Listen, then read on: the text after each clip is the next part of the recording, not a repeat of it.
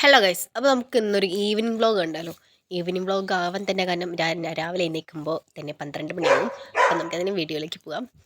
ആദ്യം തന്നെ ഞാനിവിടെ മറ്റേ പുട്ടുകുറ്റിയിലുണ്ടല്ലോ വെള്ളം തിളപ്പിക്കാൻ വെച്ചിട്ടുണ്ട്. കാരണം എനിക്ക് പനിയാണ്.